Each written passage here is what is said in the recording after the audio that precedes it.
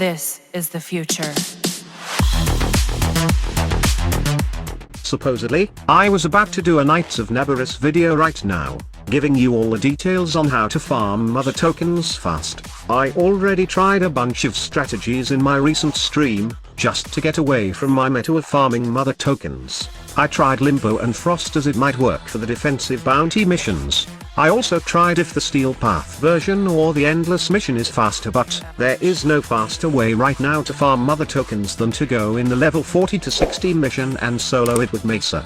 This is by far the fastest way to farm mother tokens right now and get all the stuff that you want from the Knights of Nabarus event. I was hoping to grind more mother tokens so I can get the best reward on this event, which is the Plague Zors as well as the Exodia Contagion.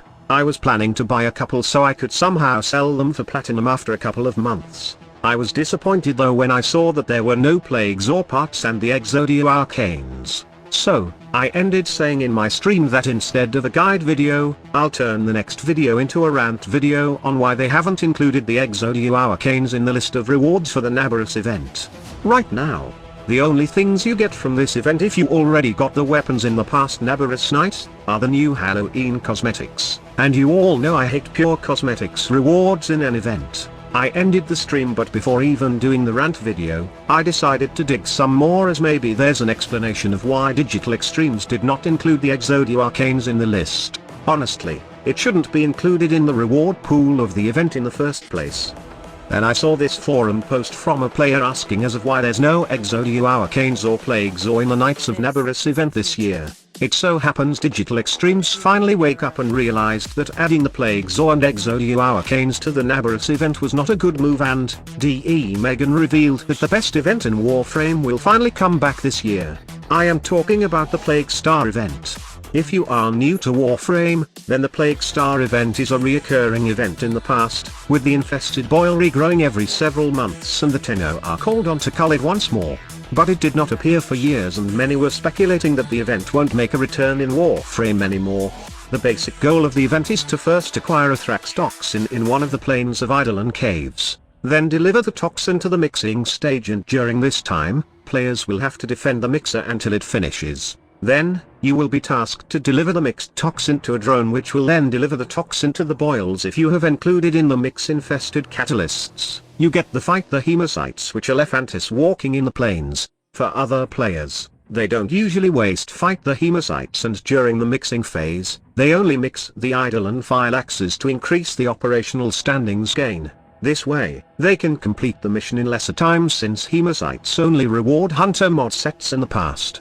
This way, they can have tons of operational standings and can purchase not only the Exodia Arcanes and Plague Zors, but also a built Forma. The best part about this is that you can buy Forma even if your Plague Star rank is 0, as it only costs 3000 operational standings and 5000 credits to have a built Forma, which you can use directly to upgrade your weapons and Warframe. This is great news and I can't wait to finally farm the Operation Plague Star event this year. It's a long time coming, and I am glad that Digital Extremes finally decided to do this event again this year. In my opinion, this is the best event aside from Scarlet Spear, as the built Forma is just a great reward for players. So, when will the event make an appearance again? I believe that it would be after Abyss of Dagath update, because Forma is needed after the update since we have lots of things to upgrade, not just on our companions, but also on our Warframes. Remember that companions are not the only ones getting a rework, but also, players might need to reforma their Warframe again because of the upcoming shield rework. It would be the best time to release the event, and I think they should not fuck it up this time by removing Forma in the reward pool. Because honestly, this was the one event that increases their player count for months while they didn't have any major update. Also, rewarding players with built Forma will be good for the game, as it will be best to please their community after disappointing them several times with their updates. Also, let's talk about the return of the old robotic voice. Well, I have to retire that new voice since I have to pay more for that and the customer service is non-existent.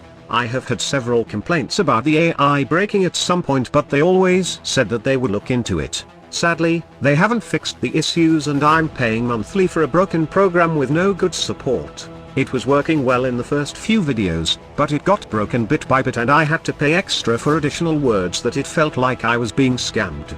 I got this dilemma right now of using AI voice in my videos since it's now my brand, a Warframe salon that is doing guides for you Tenno.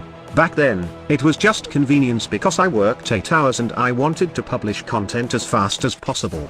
The AI voices were godsent for me and it turned into my brand, so I'm sticking with it. If you want to discuss something, hear my real voice, and chat, then I also have a Twitch channel and I will be constantly streaming from now on. Workload in my work got trimmed by a bit and we stayed home for a couple of days now, and somehow, I'm kind of scared that the company will file bankruptcy.